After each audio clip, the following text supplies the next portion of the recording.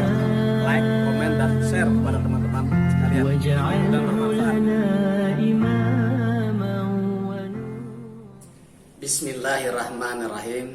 Assalamualaikum warahmatullahi wabarakatuh. Alhamdulillahi rabbil alamin. Wal akibatu lil muttaqin. Wala udwana illa ala dhalimin. Asyhadu an la ilaha illallah wa asyhadu anna Muhammadan abduhu wa rasuluh la nabiyya ba'd. Amma ba'd. Sahabat fillah rahimakumullah. Saya meruqyah seorang ibu yang ibu ini sering kesurupan. Orang-orang di sekitarnya mengatakan ibu ini iga jarang. Artinya dia mudah sekali kerasukan, mudah sekali kesurupan, mudah sekali ketempelan. Sering kesurupan ibu ini. Dan pernah satu kali diruqyah, alhamdulillah sadar. Kemudian beberapa waktu kemudian kesurupan lagi. Dan pernah saya meruqyah satu kali untuk mengeluarkan jin yang ada di dalam tubuhnya, alhamdulillah keluar.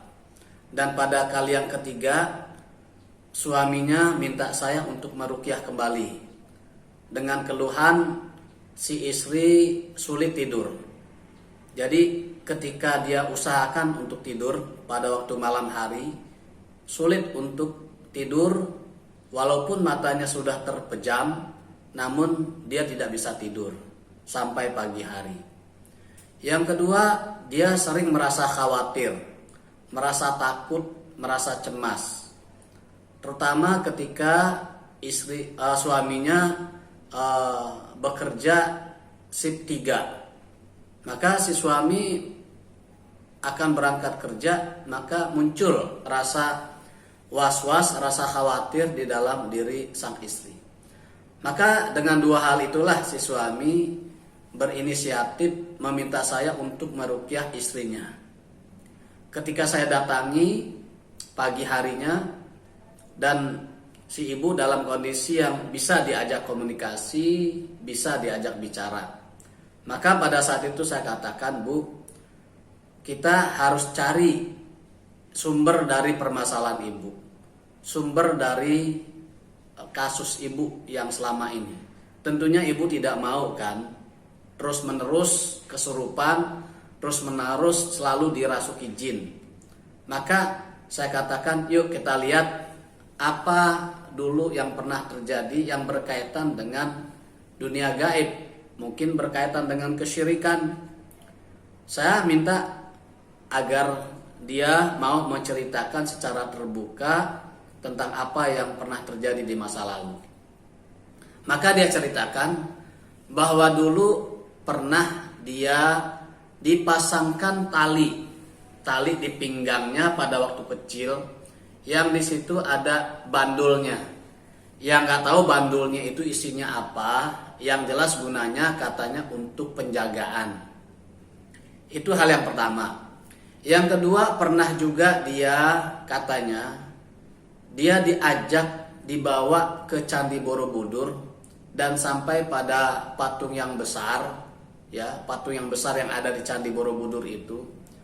Nah, diajaklah oleh keluarganya, entah orang tuanya, entah kakeknya, diajaklah untuk mengelilingi patung itu sebanyak 7 kali. Entah apa maksudnya, entah dari mana, yang jelas diminta untuk mengelilingi patung itu sebanyak 7 kali. Dia pun kabarnya pernah dimandikan dengan air kembang. Nggak tahu juga apa maksudnya, mungkin dia juga lupa apa tujuan dari dia dimandikan itu, dia juga nggak ngerti. Yang jelas ya, sejak itu selalu ada masalah.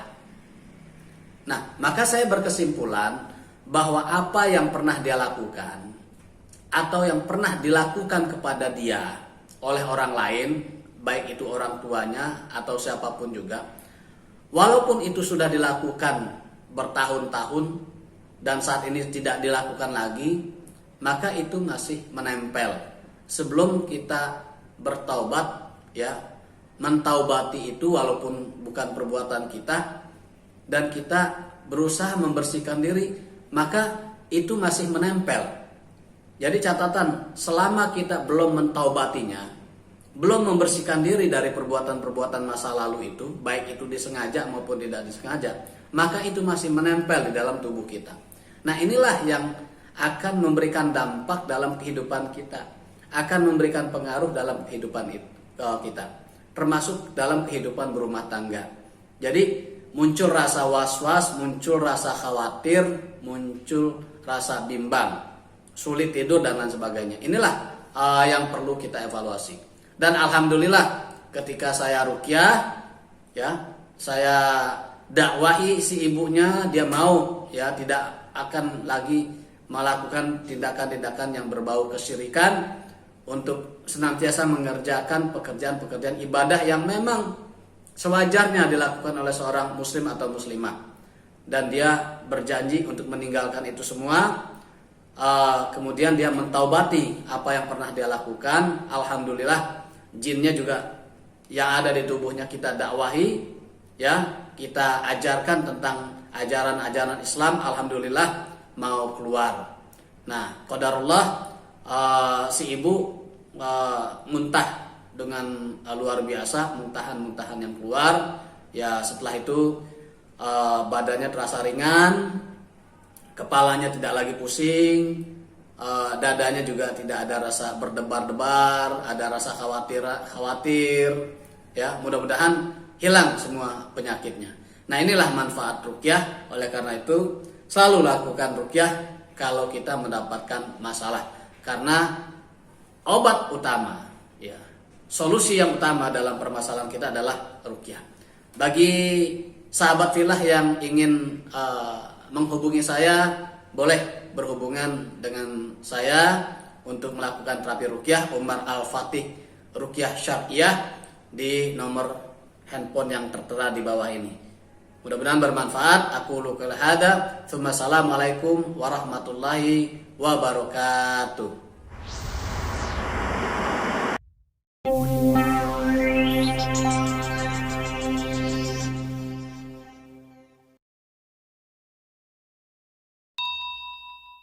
Ikuti terus Umar Al-Fatih Channel yang merupakan media informasi tentang ruqyah syariah. Saya akan berbagi tentang ilmu ruqyah dan juga pengalaman-pengalaman saya selama meruqyah, baik itu testimoni, contoh-contoh dalam meruqyah, dan berbagai hal yang saya akan bagikan oleh